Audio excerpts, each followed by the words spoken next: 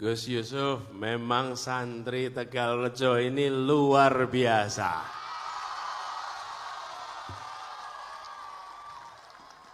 Sejak datang sampai malam hari ini semangatnya masih menyala. Insya Allah ini tanda-tanda baik akan menyala sampai masa depan nanti ya. Masa depan yang cerah. Bismillahirrahmanirrahim. Assalamualaikum warahmatullahi wabarakatuh. Alhamdulillah wa syukurillah. Wala hawla wala quwata illa billah. Allahumma salli wa sallim wa barik ala sayyidina Muhammad wa ala alihi wa ashabi ajmain. Rabbi shrah li sadri wa yassir li amri. Wahlul 'uqdatan min lisani yafqahu qawli. Amma ba'du.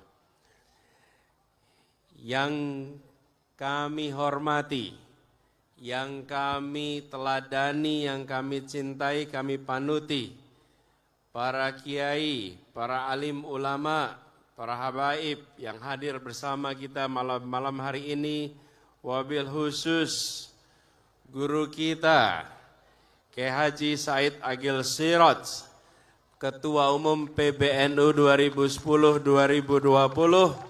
insyaallah beliau selalu diberikan kesehatan, dipanjangkan umurnya, dan terus menjadi penyalur jernihnya ilmu bagi kita semua. Yang saya hormati pengasuh Pondok Pesantren API Tegalrejo, Gus Yusuf Hudori.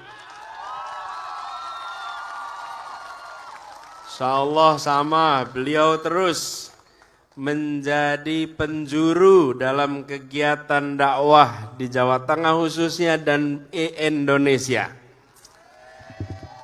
Yang saya hormati Kiai Zamzam Mahrus Ali dari Pondok Pesantren Lirboyo. Yang kami hormati yang tadi memimpin sholawat azgil, Romo Kiai Haji Ahmad Suroso dari Malang. Yang kami hormati juga pengasuh Pondok Pesantren Darul Falah Kudus, Kiai Haji Ahmad Baidowi Basir. Juga yang saya hormati,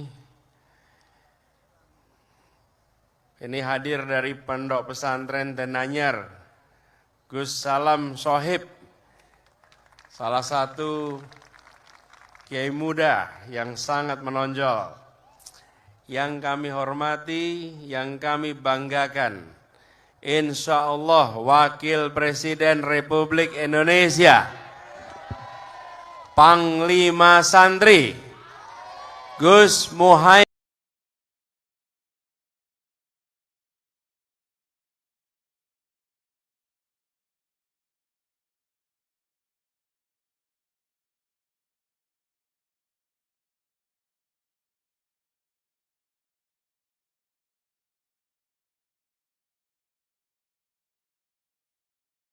Yang tidak kalah penting, ini adalah hasil perjuangan.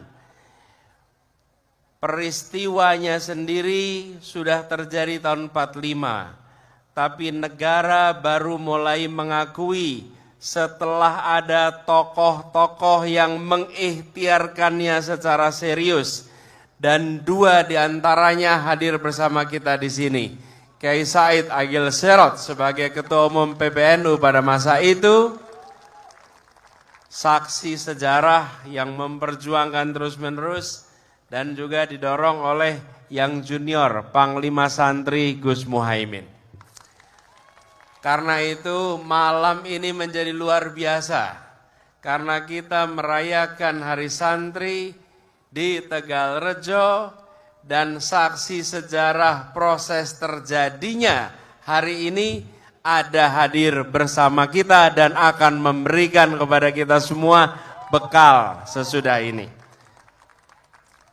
Saudara-saudara semua, para santri yang saya hormati, yang saya sayangi, adik-adik semua, kalau kita bayangkan ketika resolusi jihad itu dibuat 22 Oktober 1945. Kira-kira 2 bulan sesudah Indonesia menyatakan merdeka. Pada waktu itu banyak yang berpandangan di dunia internasional bahwa kemerdekaan itu hanya diinginkan oleh sekelompok orang. Sekelompok orang ini tidak mewakili seluruh bangsa. Sampai kemudian mereka mengirimkan pasukan-pasukan kembali ke Indonesia sambil menganggap bahwa rakyat Indonesia tidak menginginkan kemerdekaan. Lalu terjadilah peristiwa di Surabaya. Dengan adanya resolusi jihad itu berangkat ribuan, belasan ribu, puluhan ribu mempertahankan. Tapi adik-adik bayangkan, usianya belasan tahun, berangkat menuju medan laga. Bayangkan apa yang dikirimkan pesan dari para ibunya, para ayahnya, kepada para santri semua yang berangkat, yang mereka minta izin kepada orang tuanya, minta doa dari para kiai untuk berangkat ke medan tempur tanpa mereka tahu nantinya akan pulang dengan badan atau pulang tinggal nama. Adik-adik semua, hari ini kalau kita mendengar ceritanya seakan sebagai peristiwa kecil. Bayangkan kalau hari itu kita berada di sana. Bayangkan kalau hari itu kita mengambil pilihan untuk terlibat. Itulah sebuah kekuatan dari resolusi jihad.